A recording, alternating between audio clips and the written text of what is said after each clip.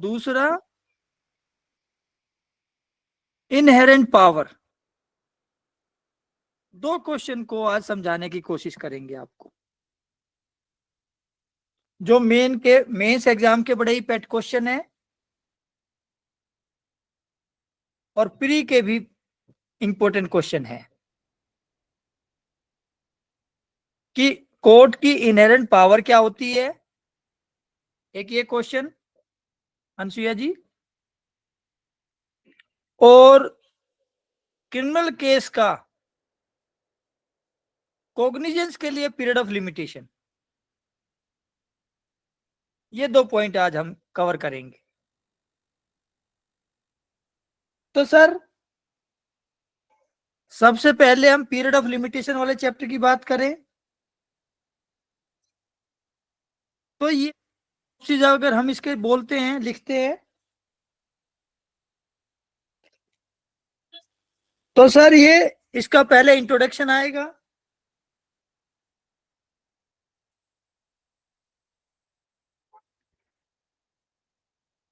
इसका पहले इंट्रोडक्शन आएगा,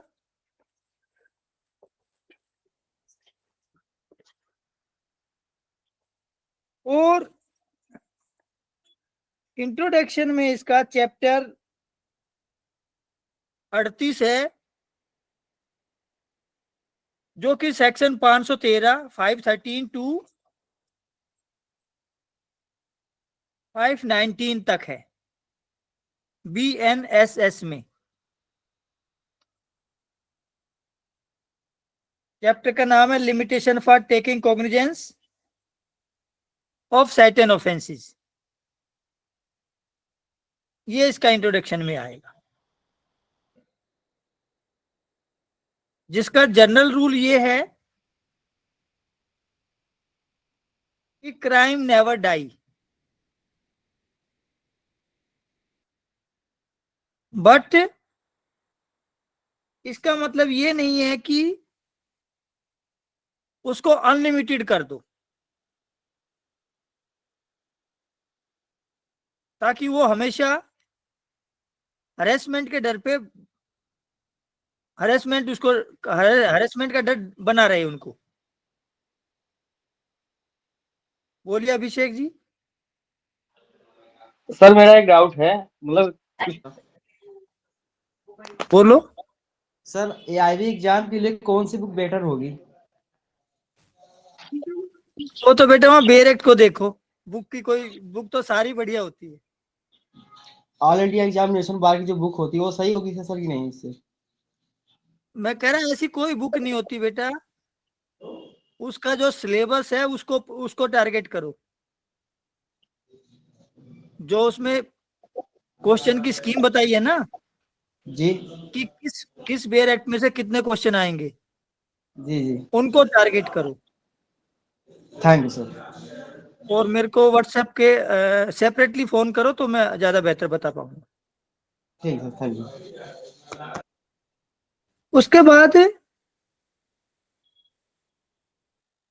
ये जो कंसेप्ट है अनसुईया जी,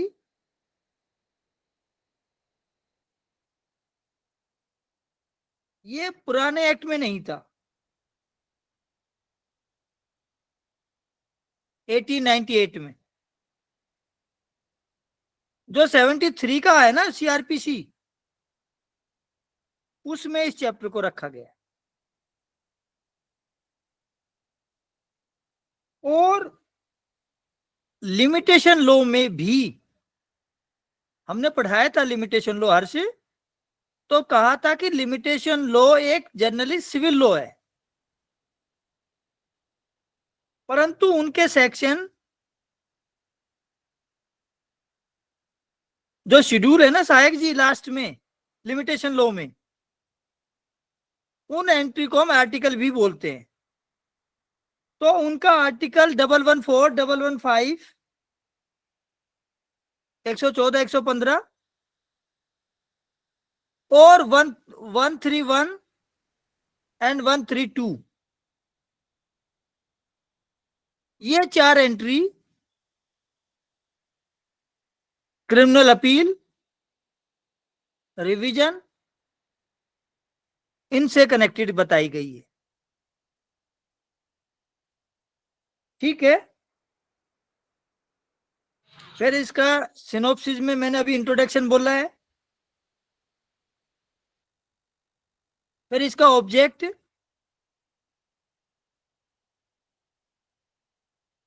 इस कंसेप्ट का ऑब्जेक्ट ये है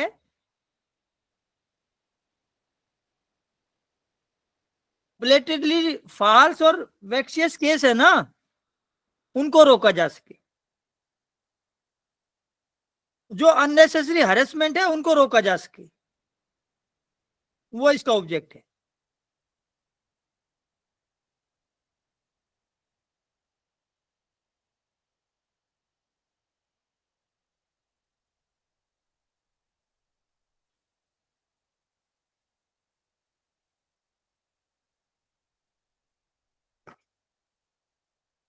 ठीक है,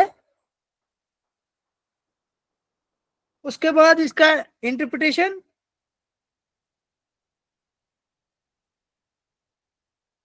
तो जो लॉ ऑफ लिमिटेशन है उसको पढ़ाते समय भी मैंने सहायक जी बोला था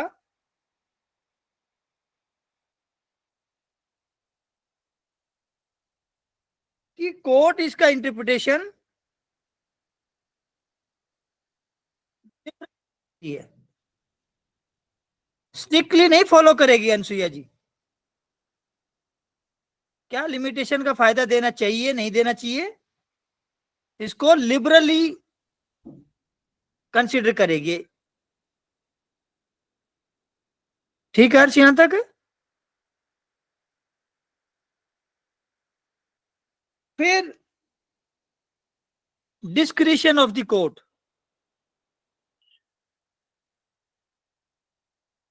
पीरियड ऑफ लिमिटेशन है, इसमें केसों की कोग्निजेंस की पीरियड बताया गया है, परंतु उस पीरियड में अगर कोग्निजेंस ना लिया जाए अनसुईया, तो उसके बाद भी कोर्ट ले सकती है कोग्निजेंस, ये कोर्ट का डिस्क्रिशन है।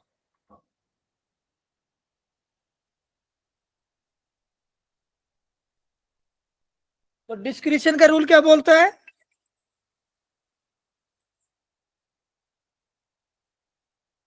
डिस्क्रिशन का रूल बोलता है कि कोर्ट को डिस्क्रिशन तो है, पर वो इस डिस्क्रिशन का प्रयोग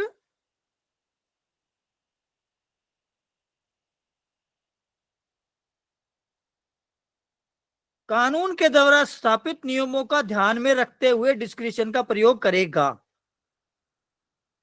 ये नहीं मनमर्जी से करेगा, आर्बिट्रली, आर्बिट्री यूज नहीं कर सकता डिस्क्रिशन का। However court have discretion, but the court have use such power on the settle loss establish by the law, उनके अकॉर्डिंग वो डिस्क्रिशन का यूज करेगा।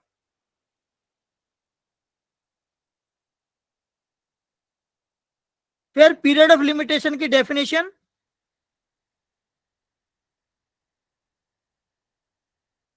वो इसमें बताई गई है, वो पूरी एक पैरामीटर है हर्ष।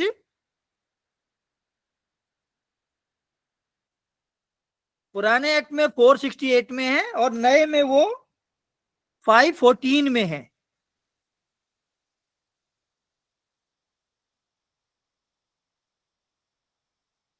फिर ये टाइम कब से गिना जाएगा,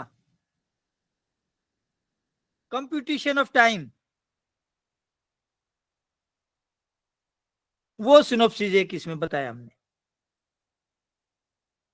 फिर पीरियड का कमेंसमेंट कब से होगा, कब से टाइम गिना जाएगा, शुरू होगा, वो पुराने में 469 है,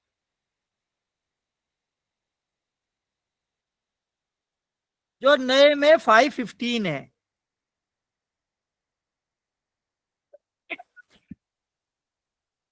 अगला है एक्सक्लूजन ऑफ टाइम, कौन से टाइम को नहीं गिना जाएगा।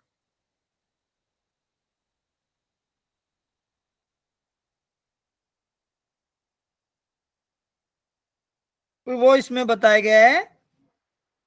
पुराने में 4692 सब क्लोज टू 470 471, जो कि नए में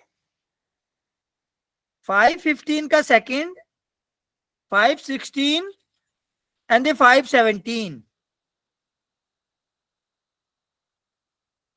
इन सेक्शन में दिया गया समय नहीं गिना जाएगा।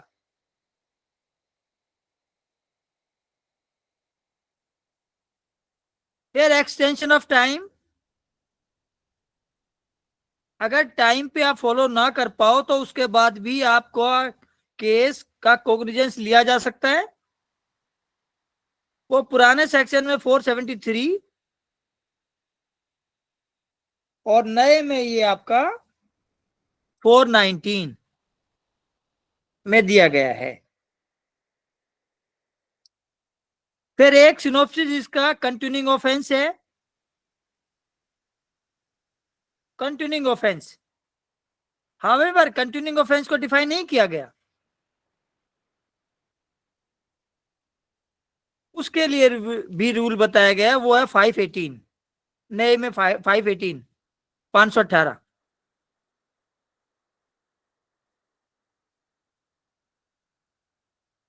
फिर इसमें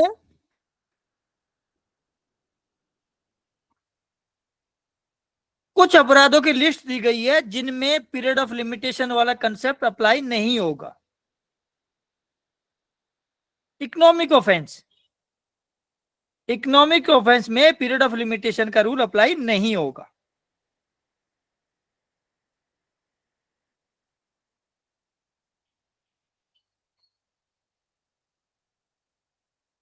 आगे फिर कंडोलेशन ऑफ डिले, लिमिटेशन लॉ में कहा है कंडोलेशन ऑफ डिले, कौन से सेक्शन में है Anusuiya? Section 5। Very good, section 5 condonation of delay.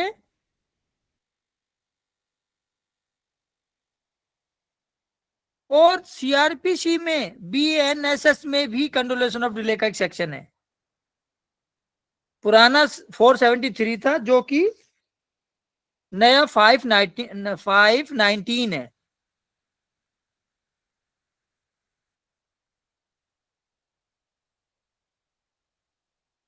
पर दोनों में फर्क क्या है? जो कंडोलेशन ऑफ डिले है, कोर्ट आपको जब भी अलाउ करेगी जब आपके पास सफिशिएंट कोज हो, जबकि बीएनएसएस में कोर्ट जब भी अलाउ करेगी जब कोर्ट ये मानती है अनुसुईया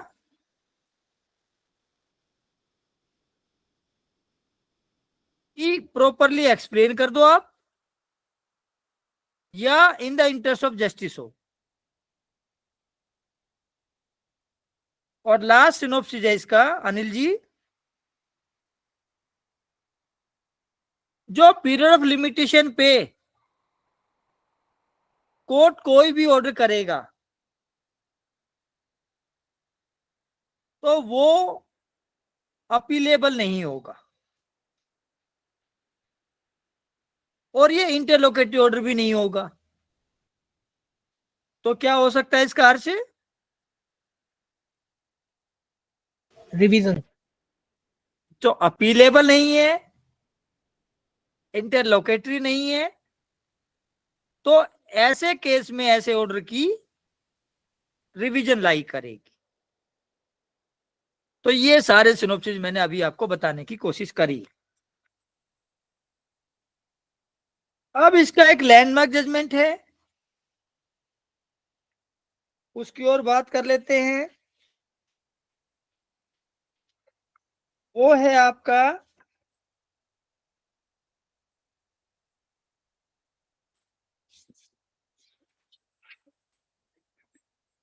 सराय मैथ्यू,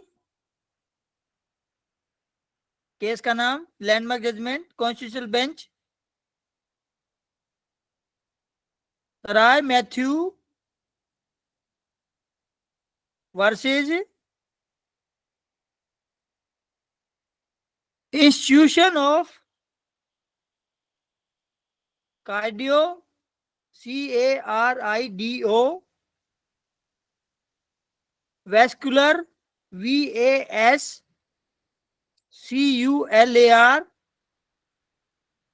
डिसीज बाय इट्स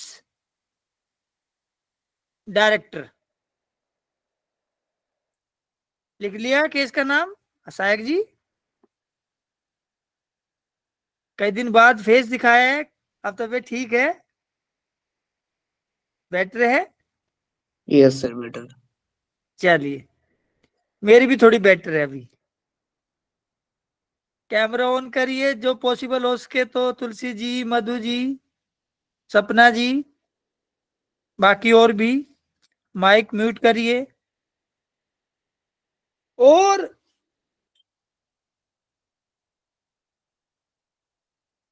इसके बाद अब हम इसके 1 बाय 1 सेक्शन के बारे में बात करेंगे। तो सर, इस चैप्टर के पहले सेक्शन में कहा गया है कि पीरियड ऑफ लिमिटेशन का क्या मतलब है। पीरियड ऑफ लिमिटेशन का मीनिंग पूछा है अनसुया जी। और उस सेक्शन ने क्या बताया अनिल जी? ये बताया कि भाई मेरे से मत पूछो, मेरे अगले भाई से पूछो। मतलब 513 में period of limitation word use किया और डिफाइन करने के लिए 514 को बोल दिया।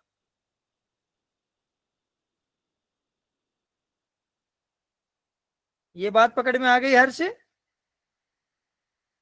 अब 514 में पीरियड ऑफ लिमिटेशन के बारे में बताया है।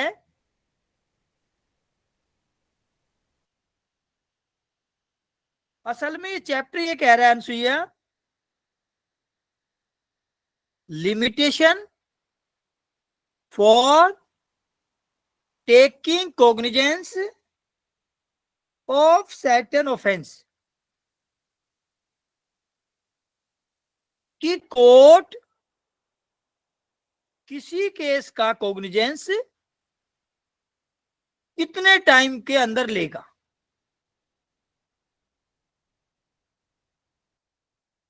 अगर आपने मामले को कोर्ट के पास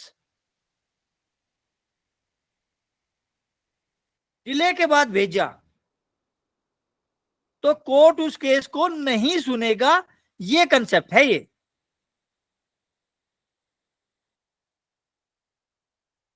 परंतु इसमें जो कोर्ट की सुनने की पावर है ना, वो 3 साल तक के अपराधों के बारे में बताई गई है। अगर किसी अपराध की सजा 3 साल से ज्यादा है ना अनसुईया, हर्ष, तो वो तो कोर्ट के सामने कभी भी आए तब भी कोर्ट उसको सुन सकेगा। अगर किसी अपराध की सजा 3 साल से कम है और वो अपने टाइम पे कोर्ट नहीं भेजा तो फिर कोर्ट उस केस को नहीं सुनेगा। फायदा किसको होगा नील? एक्यूज्ड को हो जाएगा सर। एक्यूज को फायदा हो जाएगा अगर आप टाइम पे केस को कोर्ट में नहीं भेजोगे तो। अब ठीक है हर्ष? तो सर, जो इन्होंने अपराधों की पीरियड ऑफ लिमिटेशन बताया वो 514 में 3 कैटेगरी है। अगर फाइन का केस है तो कोर्ट के पास मामला पहुंचना चाहिए कितने दिन के अंदर? 6 मंथ, 6 महीने के अंदर। 6 मंथ के अंदर पहुंचना चाहिए।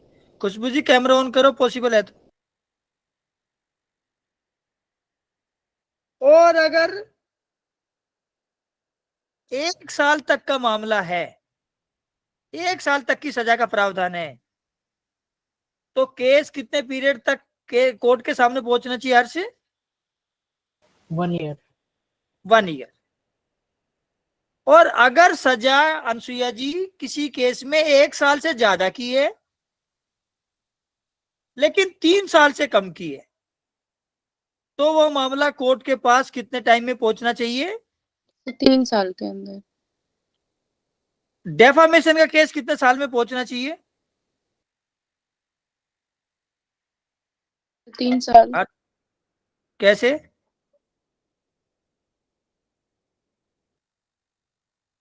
आंसर तो सही है पर कैसे ये बता दो बस। 1 साल से लेकर 3 साल के अंदर की सजा है। और उसकी सजा कितनी है?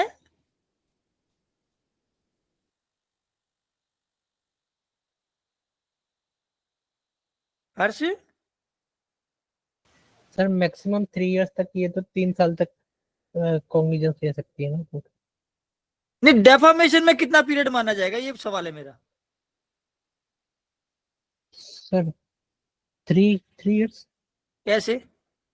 सर इन 1 to 3 इयर्स की वाली कैटेगरी में फॉल करेगा। और उसमें कितनी सजा है डेफामेशन में? सर मैक्सिमम 3 इयर्स है I think, minimum 2 years. Defamation में सजा 2 साल है बेटा। अभी राहुल गांधी का जिक्र नहीं कर रहे थे कल परसों? Yes sir yes. सामान्य तौर पे 2 साल है। तमन्ना यादव जी कैमरा ऑन करिए। तो डेफामेशन में 2 साल की सजा है अनुसुईया। अब ये फाइन वाला केस में नहीं आ रहा 6 महीना, 1 साल से 1 साल से कम तक की सजा में नहीं आ रहा क्योंकि 2 साल है उसमें। तो तीसरी कैटेगरी जो 1 साल से ज्यादा उसमें 2 साल है और 3 साल से कम उसमें 2 साल है। तो उसमें कितना पीरियड ऑफ लिमिटेशन बोला? 3 ईयर। 3 साल के अंदर कोर्ट कॉग्निजेंस ले सकता है। ये बड़ा बहुत बार ये सवाल आता है मधु जी पेपर में, डेफामेशन वाला। ठीक है। अब इसके बाद एक लाइन और पकड़नी है हर्ष सपना जी कि अगर किसी व्यक्ति ने एक साथ 2-3 अपराध करे हैं तो कौन सा पीरियड गिना जाएगा हर्ष? सर मैक्सिमम जिसमें पनिशमेंट होगी वो। तो अगर 2-3 अपराध वाला ऑफेंस है तो जिसमें सीवियर पनिशमेंट है उसके अकॉर्डिंग उसका कॉग्निजेंस देखा जाएगा।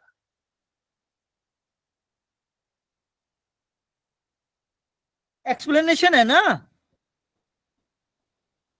ये एक्सप्लेनेशन सराय मैथ्यू की गाइडलाइन थी, जो नया BNSS आया ना, BNSS। तो इसका जो एक्सप्लेनेशन आप देख रहे हो ये पहले ओरिजिनल एक्ट में नहीं था अनुसुईया। ये बेसिकली सराय मैथ्यू की गाइडलाइन है। सराय मैथ्यू के केस में कहा गया सहायक जी कि कोर्ट कॉग्निजेंस लेगा कब से? जब से कंप्लेंट फाइल की गई है या FIR दर्ज हुई है। कंप्लेंट फाइल करने से या FIR दर्ज करने से कोर्ट उसका पीरियड ऑफ लिमिटेशन के अकॉर्डिंग कॉग्निजेंस लेगा।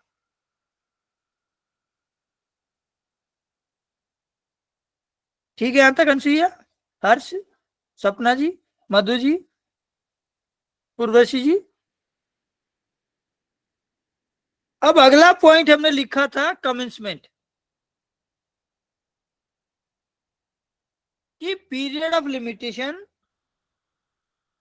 शुरू कब से होगा। तो इसमें 3 अवस्था है। पहली अवस्था जब से ऑफेंस हुआ, on the date of commission of offence, उस दिन से पीरियड ऑफ लिमिटेशन गिना जाएगा। या ऑफेंस तो कमिट हो गया,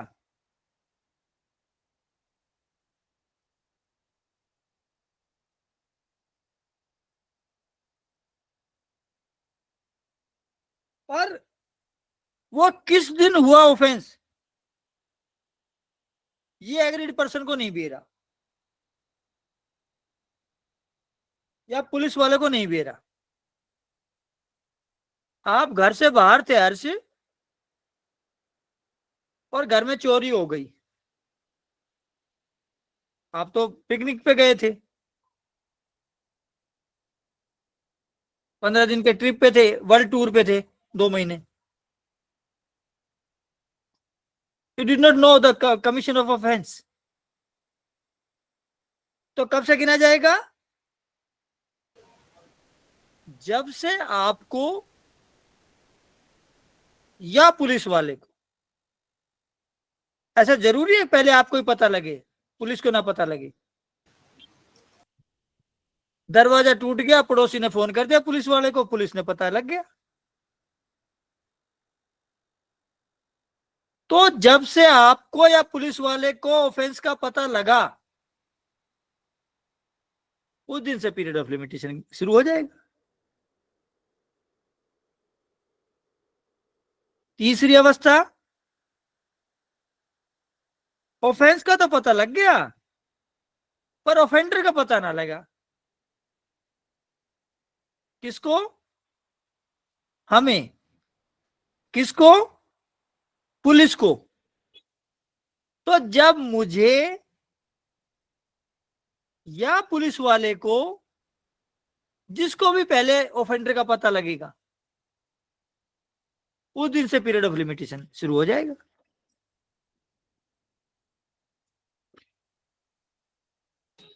ठीक है यहां तक अनिल जी?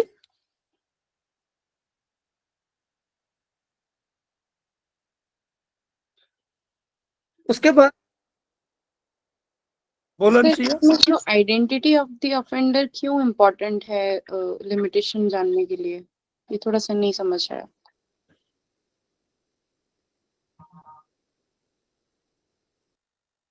सर ये क्यों इतना इम्पोर्टेंट है एग्रीव्ड पर्सन के लिए या पुलिस ऑफिसर के लिए लिमिटेशन स्टार्ट होने के लिए? Only commission of the offence is sufficient तो हो सकता है। वो तो पहले बोल दिए ना, वो तो कैटेगरी में रखा ना अच्छा बेटा, वो तो प्लस कोई है, कैटेगरी है। पहले समझ। बोला डेट ऑफ द ऑफेंस, या ऑफेंस कमिट हुआ उसका जिसको पहले पता लगेगा, या ऑफेंडर का पता नहीं था, जिस दिन ऑफेंडर का पता लगेगा। तो वो तो एन में नहीं है, और में है। ये मैं बोलना चाह रहा था। यस सर, और नहीं देखा था। यस हाँ हाँ हाँ हाँ। अल्टीमेटली तो हमें एक्यूज चाहिए ना।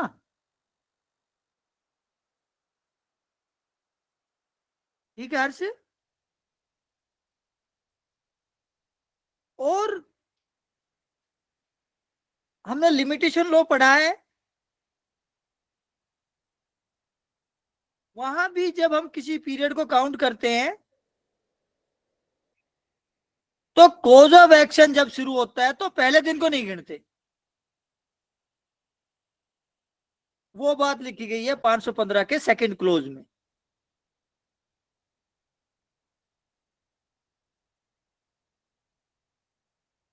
कि जिस दिन पीरियड शुरू होना है ना, वो पहला दिन नहीं गिना जाएगा।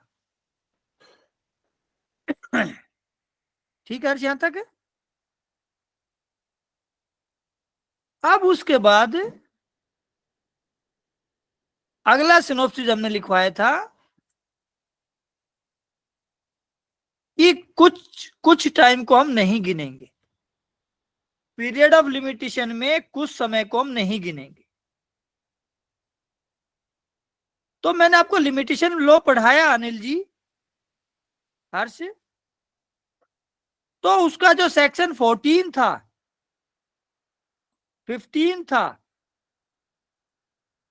वो आइडेंटिकल ये सेक्शन है।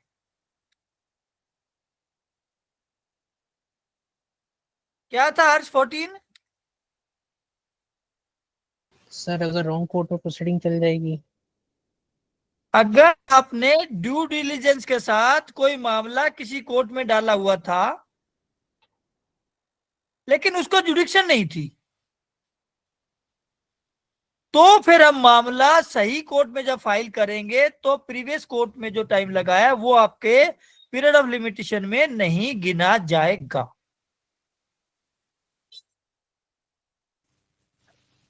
ठीक है यहां तक अनिल जी? और 15 में क्या था हर्ष? सर 15 याद नहीं है। अनसुईया, सहायक, अनिल?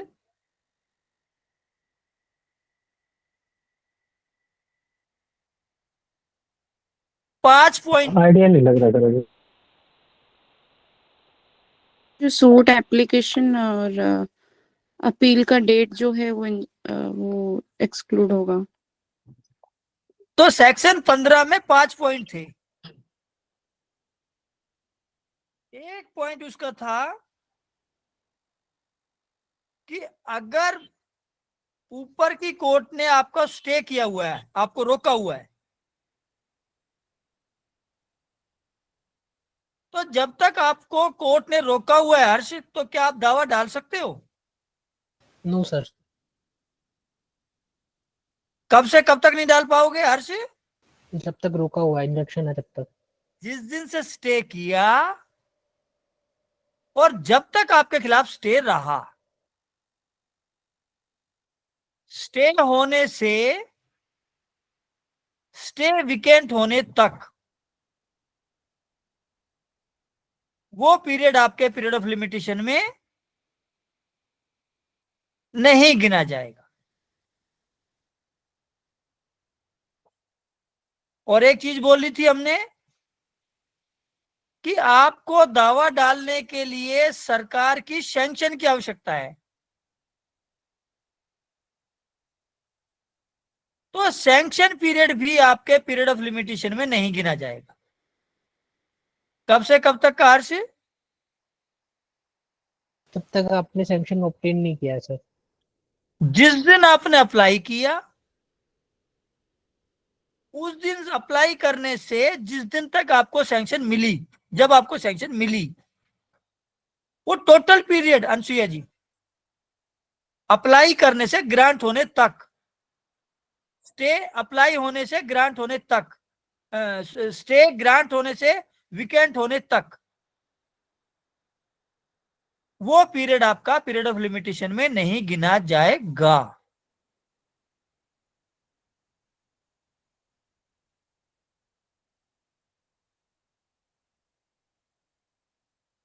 उसके बाद एक मैंने कहा था कि अगर कोई इंडिया से बाहर है तो वो पीरियड भी पीरियड ऑफ लिमिटेशन में नहीं गिना जाएगा। कितना पीरियड है सहायक जी?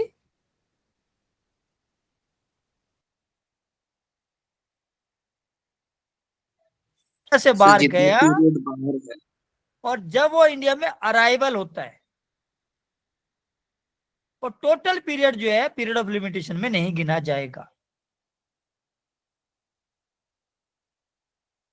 और एक लास्ट है इसमें, अगर एक्यूज अपने आप को अरेस्ट होने से बचा रहा है, अब्सकेंड हो रहा है, भगोड़ा हो गया, तो वो पीरियड भी पीरियड ऑफ लिमिटेशन में नहीं गिना जाएगा। तो ये 4 बात मैंने अभी आपको बोली है। रॉन्ग कोर्ट वाला, स्टे वाला, सैंक्शन वाला, और एक में अब्सेंट फ्रॉम इंडिया, और एक में इंडिया में ही अब्सकॉन्ड होना। तो इनमें लगा हुआ समय आपके पीरियड ऑफ लिमिटेशन में नहीं गिना जाएगा।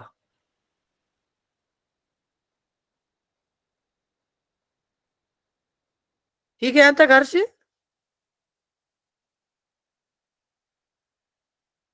अब एक सेक्शन हमने वहां पढ़ा था लिमिटेशन लॉ में अनिल जी,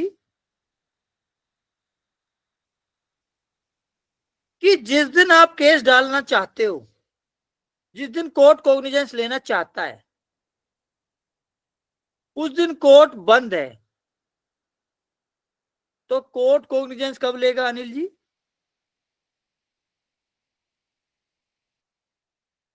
जब वो दोबारा ओपन होगा सर। अनसुईया? नेक्स्ट डे जब वो कोर्ट रीओपन होगा। When the court is reopen. तो ये section 517 is identical section 4 of the limitation law.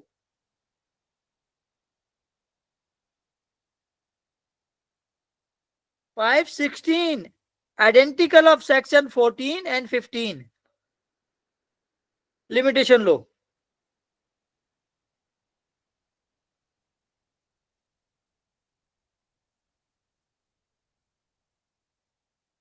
कोई भी कोर्ट क्लोज कब मानी जाएगी हर्ष? सर वर्किंग आवर्स के बाद। और जो कोर्ट ने अपनी छुट्टियां डिक्लेयर करी है, कोर्ट ने जो कैलेंडर इशू किया है, तब तो रहेगी रहेगी। मैं बोला कब मानी जाएगी। तो कोर्ट अगर वर्किंग डे में भी अगर किसी पॉइंट ऑफ टाइम पे भी बंद है ना, तो उस दिन कोर्ट क्या मानी जाएगी अनसुईया? बंद मानी जाएगी सर। अगर वर्किंग डे में हर्ष सेशन जज ने 1 घंटे के लिए कोर्ट बंद कर दी, तो वह कोर्ट उस दिन के लिए बंद मानी जाएगी। संडे को हॉलीडे, उस दिन तो बंद होती मानी जाएगी, वो तो होती है।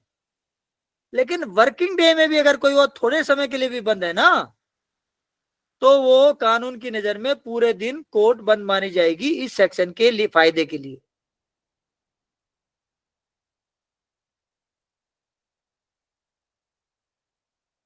अगला है कंटिन्यूइंग ऑफेंस।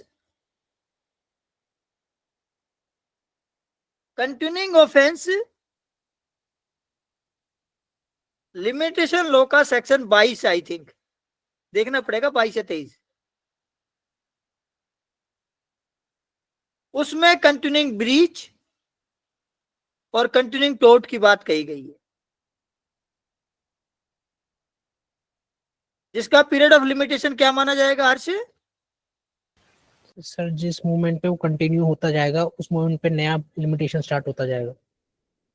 तो कंटिन्यूइंग ऑफेंस के केस में सेक्शन 9 होगा ना कंटिन्यूइंग ऑफेंस? ना ना ना, वो नहीं है। वो तो कंटिन्यूइंग पीरियड है, तो उसमें एक बार अगर स्टार्ट हो गया तो वो बंद नहीं होगा। वो है continuing breach and tort, section 22, most likely 22 है। ये क्रिमिनल की बात कर रहा है, कंटिन्यूइंग ऑफेंस। तो कंटिन्यूइंग ऑफेंस के केस में period of limitation every movement में एक नया कॉज ऑफ एक्शन अराइज होता रहेगा हर जी।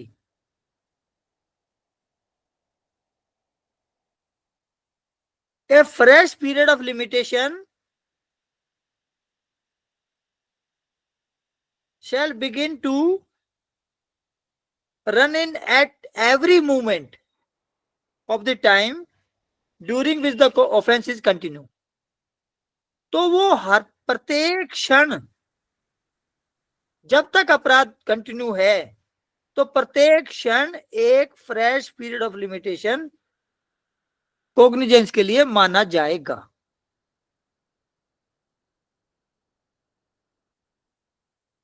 ठीक है यहां तक? And the last section is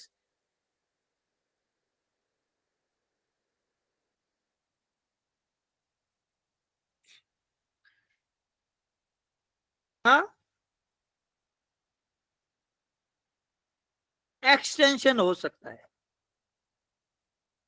जो आपने अभी पढ़ा ना, 6 महीना, 1 साल, 3 साल, तो क्या इसके बाद भी कोर्ट कॉग्निजेंस ले सकता है उन केसों में? तो इन्होंने कहा कि हाँ ले सकता है 519 के अकॉर्डिंग।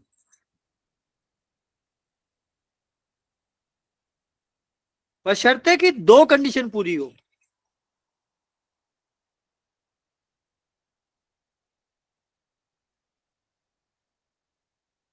पहली कि पार्टी डिले को प्रॉपरली एक्सप्लेन कर दे, तो उनका पीरियड ऑफ लिमिटेशन का एक्सटेंशन हो सकता है। एंड द सेकेंड, कोर्ट ये ठीक समझती है कि ऐसा किया जाना न्याय के लिए जरूरी है। It is necessary to do so in the interest of justice. अगर 2 बात हम प्रूव कर दें तो पीरियड खत्म होने के बाद भी कोर्ट कॉग्निजेंस ले सकता है, अगर हम या तो प्रॉपरली एक्सप्लेन कर दें या इन the interest of justice delay के बाद भी उसको एंटरटेन किया जाना चाहिए है, तो हम उसको उसके बाद भी एंटरटेन कर सकते हैं।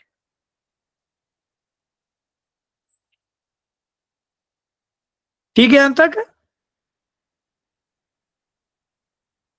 तो ये मैंने एक आपको सेक्शन पढ़ाया है, इसमें हमने सारे चीजों को कवर किया है। लिमिटेशन लॉ के सेक्शनों को कवर किया है, केस लॉ का जिक्र किया है, कंडोलेशन भी देखी है, एक्सक्लूजन भी देखा है, कमेंसमेंट भी देखा है, पीरियड ऑफ लिमिटेशन भी पढ़ा है। ये सारे पॉइंट हमने कवर करे हैं, और इसमें से प्री सवाल में आते हैं हर बार, हर जी, ये भी देखा गया है। कोई पॉइंट है तो बोल सकते हो अभी 1 मिनट के लिए, नरेंद्र जी। सर ये जो केस लॉ आपने बोला ये कौन से ईयर का है? ये 2013 का कॉन्स्टिट्यूशनल बेंच का है, 2013 कॉन्स्टिट्यूशनल बेंच। Yes sir. हाँ, तो सपना जी कोई पॉइंट है तो बोलिए, नायक जी बोलिए। सर इंटरलोक्यूटरी एंड इंट्रीम ऑर्डर में क्या डिफरेंस है? ये तो खैर इसका पॉइंट नहीं है आज वाला, बट ना तो इंट्रीम ऑर्डर डिफाइन है बेटा, और ना ही इंटरलोकेटरी ऑर्डर डिफाइन है। टेक्स्ट बुक के हिसाब से हम बार बार बोलते हैं कि इंटरलोकेटरी ऑर्डर तो वो है जो केस के दौरान दिए जाते हैं जिससे कि पार्टियों के राइट इफेक्ट ना होते, और इंट्रीम ऑर्डर वो है जो कोर्ट के दौरान दिए जाते हैं, पर वो देखना पड़ेगा कि क्या उससे पार्टियों के राइट इफेक्ट हो रहे हैं। अगर उसके पार्टियों के राइट इफेक्ट हो रहे हैं तो उन इंट्रीम ऑर्डर की रिवीजन लाई करती है, इंटरलोकेटरी ऑर्डर की रिवीजन लाई नहीं करती। पर मैं बोला कि डिफाइन नहीं है इंटरलोकेटरी ऑर्डर को, और हमने कल उसको एग्जाम्पल से कुछ एग्जाम्पल बताए थे कि भाई इनको हम इंटरलोकेटरी ऑर्डर बोल लेंगे और इनको हम इंटरलोकेटरी ऑर्डर नहीं बोलेंगे। अगर आप कहो तो एक बार लिस्ट में दोबारा बोल दूंगा, ये मैं बोल सकता हूँ वैसे। अनुसुईया जी जी सर। सर दोबारा थोड़ा।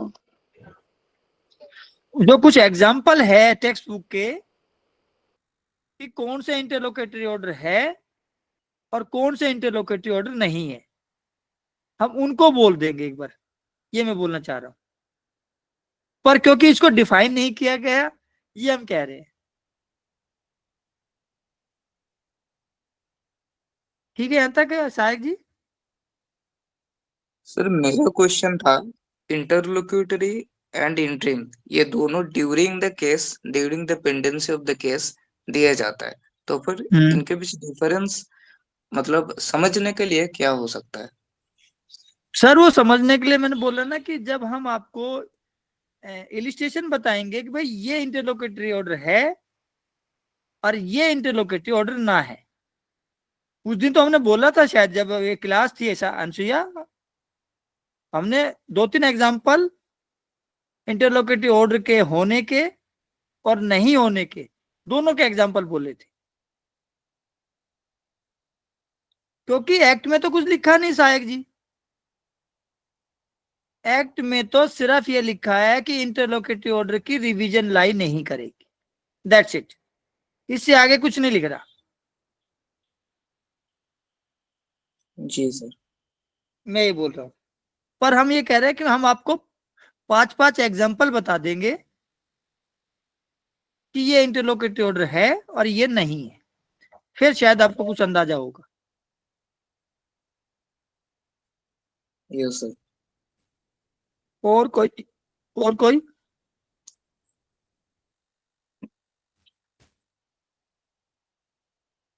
मधु जी?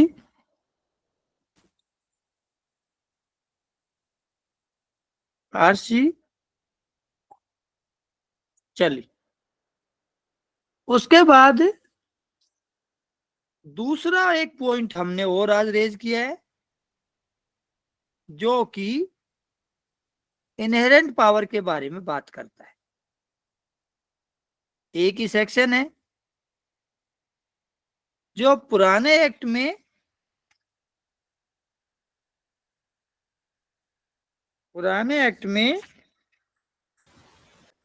482 था, 482, जो कि नए एक्ट में 528 है। अब इसके बारे में अगर सिनॉप्सिस की बात करें तो सर पहले इंट्रोडक्शन है, जो पहले चैप्टर 37 था, 37, और सेक्शन 482 था, जो कि अब बन गया चैप्टर 39 और सेक्शन बन गया 528। फिर लॉ कमीशन की रिपोर्ट, फिर दूसरा सिनॉप्सिस है सेक्शन, खुद सेक्शन ही। तीसरा सिनॉप्सिस है लॉ कमीशन की व्यू। लॉ कमीशन के व्यू के अकॉर्डिंग अनसुईया सीआरपीसी 1898 था ना, उसमें ये कंसेप्ट नहीं था ओरिजिनल में, परंतु इसको बाद में जोड़ा गया 1923 में, 1923 में 561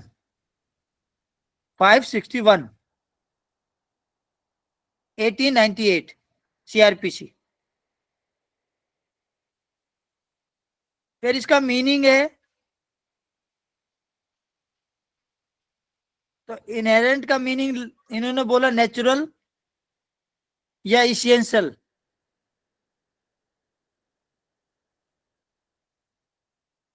फिर इसकी डॉक्ट्राइन है, उसमें कहा कि इस डॉक्ट्राइन का एक्सरसाइज किया जाएगा इन द इंटरेस्ट ऑफ जस्टिस।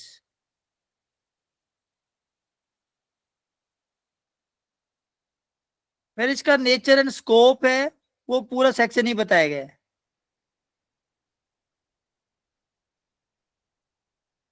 फिर ये डिस्क्रिशनरी पावर है। डिस्क्रिशनरी पावर के बारे में हम पहले बहुत बार पढ़ चुके हैं कि आप कोर्ट में तो जा सकते हो, पर कोर्ट आपको रिलीफ देगी हर्ष? No, sir, it depends. It's depend.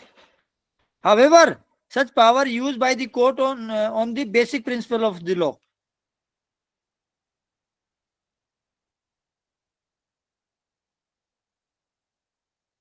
फिर इसका ऑब्जेक्ट है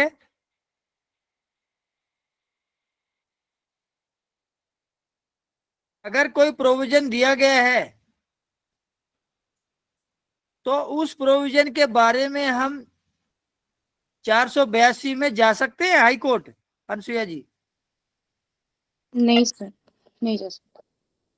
तो इसका ऑब्जेक्ट ही ये है, when there is a no provision in this CrPC, तभी ये सेक्शन अप्लाई होता है। फिर उसकी कंडीशन है वही सेक्शन वाली कंडीशन है।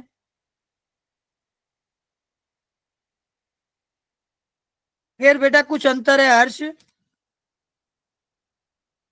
तो उसको देखना एक बार। पहला अंतर है 482 और 151 में, पुरानी पुरानी पुरानी पुरानी 482, डिफरेंस बिटवीन 482 एंड 151 सीपीसी। नया 528, difference between 528 with 151 CPC.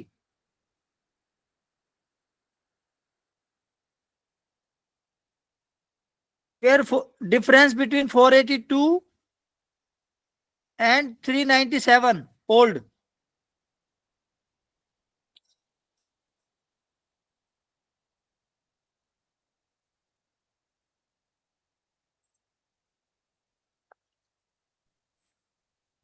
Sir एक बार न्यू रिपीट। न्यू 438, 482 और 151 में अंतर क्या है, मतलब 528 और 151 में अंतर क्या है? फिर 528 और 438, 528 एंड 438, 438 क्या है? रिवीजन, रिवीजन, इनमें अंतर क्या है? फिर है 528 एंड कॉन्स्टिट्यूशन का 227, इनमें अंतर क्या है? फिर है 528, difference between 136 constitution of India. क्या है 136 अनसुईया?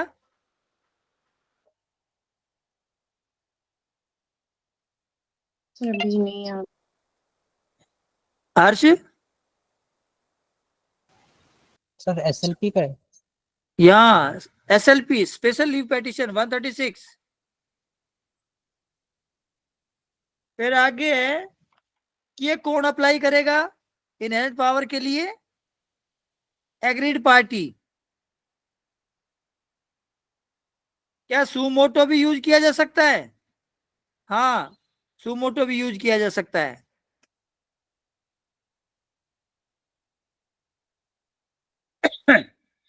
क्या दोबारा एप्लीकेशन लग सकती है 482 की? Successive application, yes, if change circumstance.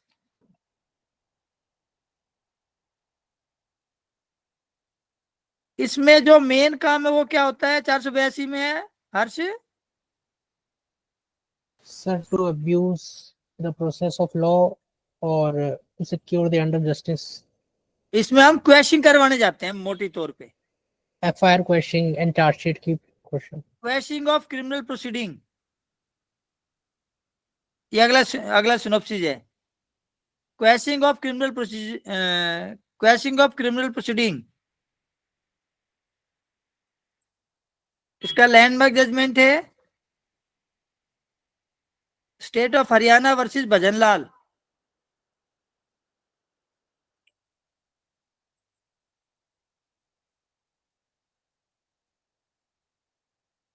और एक इसका लैंडमार्क जजमेंट है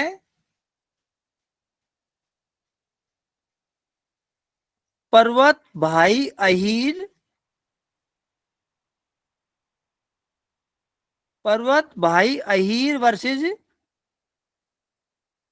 स्टेट ऑफ गुजरात 2017।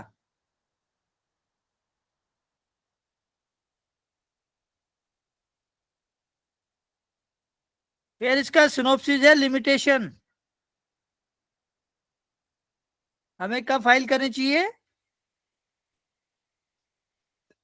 लिमिटेशन दिया नहीं वो अनसुईया, पर अनड्यू डिले नहीं होना चाहिए।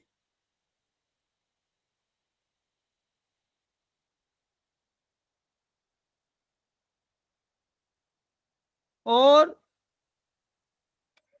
क्रिमिनल लॉ में इनहेरेंट पावर सबऑर्डिनेट कोर्ट को दी गई है? No sir. सामान्य तौर पे नो। ये सारी बातें करी गई। ठीक है। सर सामान्य तौर पे नो मतलब कि वो इनहेरेंट पावर यूज करती है क्रिमिनल क्रिमिनल में भी? नहीं, मैं जनरली तो लोअर कोर्ट को, सबऑर्डिनेट कोर्ट को कोई भी इनहेरेंट पावर नहीं है, हमने ये बोला है। पर जैसे कई बार सुप्रीम कोर्ट बोल देती है ना, अभी जैसे फैमिली कोर्ट को बोल दिया कि भाई कूलिंग पीरियड है। कूलिंग पीरियड को कौन माफ करता था? सिर्फ हाई कोर्ट और सुप्रीम हाई कोर्ट कोर्ट नहीं, सुप्रीम कोर्ट। लेकिन 142। उन्होंने कहा कि भाई ये पावर का प्रयोग फैमिली कोर्ट भी करेगी।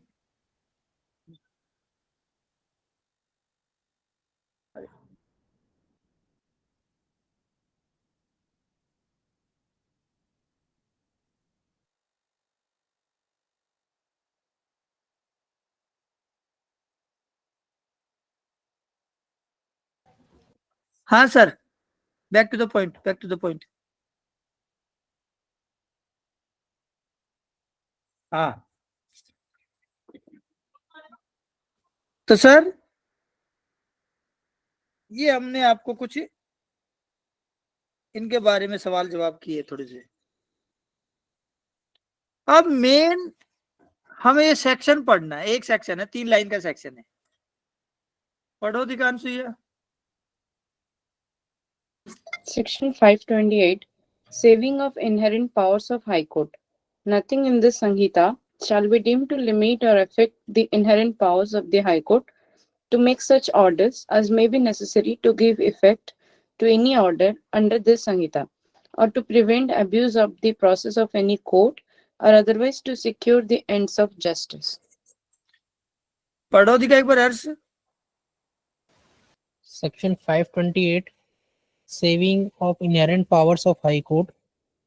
Nothing in this Sanhita shall be deemed to limit or affect the inherent powers of the High Court to make such orders as may be necessary to give effect to any order under this Sanhita, or to prevent abuse of the process of any court, or otherwise to secure the end of justice. बताओ क्या कहना चाह रहे हैं अनुसुईया जी? इसमें sir inherent power दिया गया है हाई कोर्ट को। अगर कोई प्रोविजन बनाना है to prevent the abuse of process of any court और to secure the end of justice के लिए, तो हाई कोर्ट के पास पावर है, डिस्क्रिशनरी पावर है, तो कर सकता है। बताओ हर्ष साहब। सर बेसिकली इसमें 3 केसेस में बता रखा है कि इनहेरेंट पावर कब एक्सरसाइज कर सकता है हाई कोर्ट। ये ओवरराइडिंग प्रोविजन है कि एक तो इफेक्ट देने के लिए किसी भी ऑर्डर को इस कोड में, संहिता में। दूसरा प्रिवेंट करना प्रोसेस ऑफ कोर्ट का कहीं अब्यूज हो रहा हो तो उस केस में। और तीसरा to secure the end of justice. तो इसमें बेटा 3 पॉइंट बोली है, और इसमें ये कहने की कोशिश करी कि जो ये संहिता है ना, संहिता कौन सी, मतलब BNSS, ये हाई कोर्ट को है ना, हाई कोर्ट की जो पावर है ना, ये BNSS हाई कोर्ट की पावर को इफेक्ट नहीं कर रही, लिमिट नहीं कर रही। संहिता से हाई कोर्ट की पावर कम नहीं हो रही। क्या करने के लिए? अगर हाई कोर्ट किसी ऑर्डर को इफेक्ट देना चाहता है जो कि जरूरी है, तो वो कर सकता है। सीआरपीसी में रोकना है, या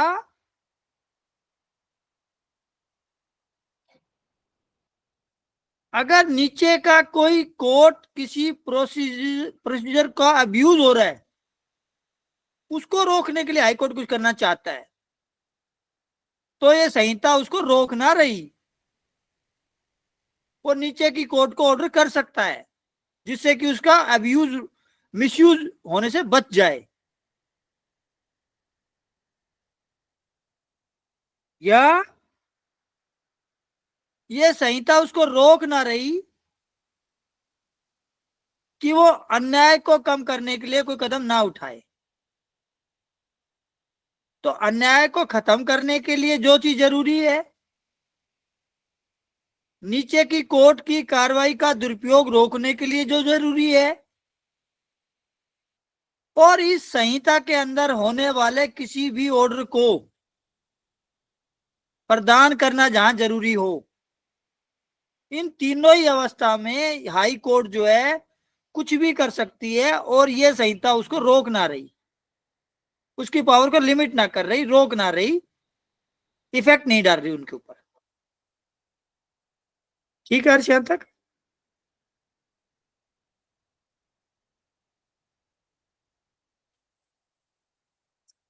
परंतु बेसिक रूल क्या है बेटा, कि हाई कोर्ट इन शक्तियों का प्रयोग सिर्फ कब कर पाएगी अनिल जी?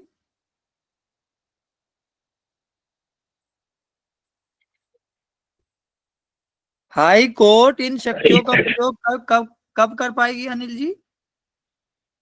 ये तो इसमें बोले हैं सर कि टू सिक्योर द जस्टिस, मतलब जस्टिस, एंड ऑफ वो तो जस्टिस। बता दिया, पर क्या आप हर केस में हाई कोर्ट के पास चले जाओगे हर्ष? नहीं sir. When there is no specific provision in the code. तो ये पावर हाई कोर्ट को इसलिए दी गई है कि कोई भी कानून पर कंप्लीट नहीं हो सकता, परंतु इसका प्रयोग जब करना है सिर्फ अनिल जी, जब आपके पास कोड के अंदर, संहिता के अंदर कोई प्रावधान ना है। अगर कोड के अंदर, संविधा के अंदर कहीं कोई प्रावधान है किसी कार्रवाई करने के लिए, तो आपको 482 में जाना पड़ेगा या उस सेक्शन में जाना पड़ेगा हर्ष? सर उस सेक्शन में जाना पड़ेगा। फिर तो आपको उस सेक्शन में जाना पड़ेगा ना सर। और इसका सबसे अच्छा उदाहरण है कि भाई आप कहते हो एफआईआर झूठी हुई है, तो कहीं भी बीएनएसएस में कहीं ये प्रावधान नहीं है कि भाई जो कोर्ट एफआईआर को खत्म कर सके, कहीं है हर्ष? No sir. या कंप्लेंट अगर कंप्लेनेंट डाल देता है तो एक्यूज कहता है भाई कंप्लेंट को खत्म करो, ये झूठी है, तो कोर्ट के पास कोई पावर ऐसी है जो उसकी कंप्लेंट को खत्म कर दे बिना अल्टीमेट सुने? अनसुया जी? सर एक्सप्रेसली तो नहीं प्रोवाइड किया गया है, लेकिन इनहेरेंट पावर है सर हाई कोर्ट का। वो तो हम बोल ही रहे हैं उसके लिए, तो ऐसा नहीं लिखा ना कहीं भी। तो जहां कुछ नहीं लिखा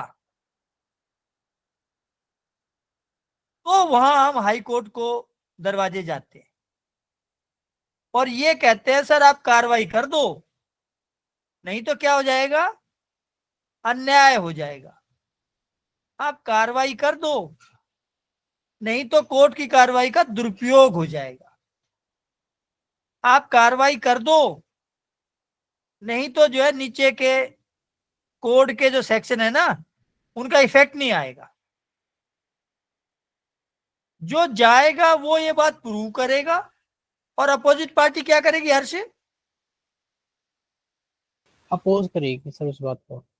वो ये बात जिसने एप्लीकेशन लगाई वो प्रूव करेगा जी न्याय के लिए जरूरी है, मिसयूज के लिए जरूरी है, मिसयूज ना हो। और दूसरी पार्टी क्या कहेगी कि सर ऐसी एप्लीकेशन लगाने से बेकार है एप्लीकेशन, कोई अन्याय नहीं हो रहा, कोई कोर्ट का दुरुपयोग नहीं हो रहा, कोई कानूनों की अवहेलना नहीं हो रही। अब कोर्ट के पास डिस्क्रिशन है कि वो आपकी बात सुने या दूसरे बंदे की बात सुने। अगर आपकी बात सुनेगा तो एप्लीकेशन अलाउ हो जाएगी और दूसरे को नुकसान हो जाएगा। अगर दूसरा बात अपना प्रूव कर देगा तो आपकी एप्लीकेशन डिसमिस हो जाएगी। ठीक, यहां तक है हर्ष, अनुसुईया?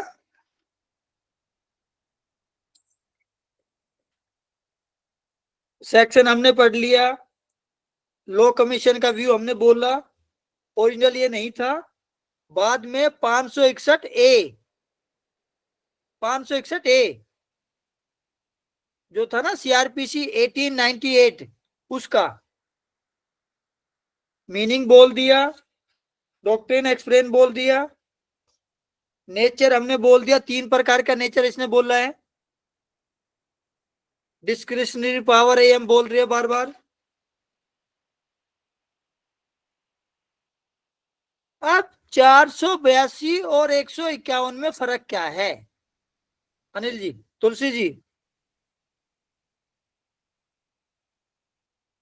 जो सीआरपीसी की 482 है ना और सीपीसी की 151, what is the difference between both, Tulsi ji?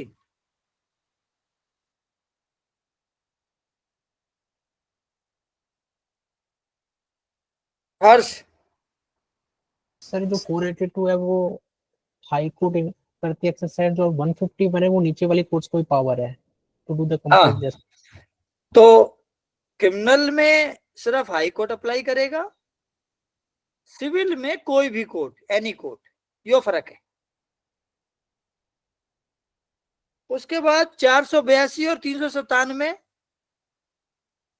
Inherent power और रिवीजन की पावर, अनुसुईया?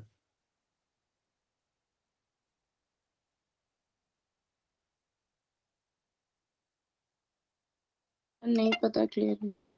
बेटा जब ना भी पता ना तो एक तरफ 482 के इंग्रेडिएंट लिख देना और एक तरफ 397 में जो रिवीजन के थे ना इंग्रेडिएंट, वो लिख देना। अगर कुछ भी ना पता तो, कुछ भी नहीं पता तो जो सेक्शन है वो तो पता है ना। पुराना 482, नया 528, वो एक तरफ लिख दो। पुराना 397, नया 430 रिवीजन का, वो एक तरफ लिख देना, बस अपना आप अंतर आ जाएगा। ठीक है? हाँ, वैसे 482 का ओवरराइडिंग इफेक्ट है, एक लाइन ये पकड़ लो बस। 482 ओवरराइडिंग इफेक्ट है। उसके बाद 482 और 227 में अंतर क्या है हर्ष? सर 227 सुपरवाइजरी जुडिक्शन की बात करता है कि लोअर कोर्ट पे उसका सुपरवाइजरी होगा, पर 482 में ऐसा नहीं है। वो में मतलब मोटी सी बात है कि दोनों सेक्शन को लिख देना। ऐसा कोई सवाल नहीं आया आज तक, पर ये टेक्स्ट बुक में लिखा हुआ है, मैं आपको समझाने की कोशिश कर रहा हूं कि 227 जो है वो हाई कोर्ट की सुपरवाइजरी पावर है, कंट्रोलिंग पावर है। वहां वो नीचे की कोर्टों का रूल बनाता है, फीस तय करता है, पीएफ तय करता है। और 482 में तीन रूल बताए हैं, वो लिखने हैं बस हमने। और 482 और एसएलपी में क्या फर्क है हर्ष? सर एसएलपी सुप्रीम कोर्ट में एंटरटेन होती है ना, बस। और 482 हाई कोर्ट में। हाँ, ये कह सकते हैं। और जो 482 के 3 इंग्रेडिएंट आप बोल रहे हो बार बार, वो उसमें लिख देना। और एसएलपी में क्या होता है अनुसुईया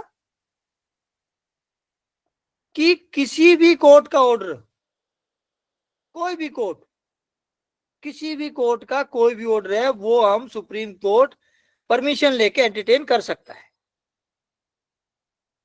और जो एसएलपी है ना वो बेसिक स्ट्रक्चर है, 482 वो बेसिक स्ट्रक्चर नहीं है हर्ष।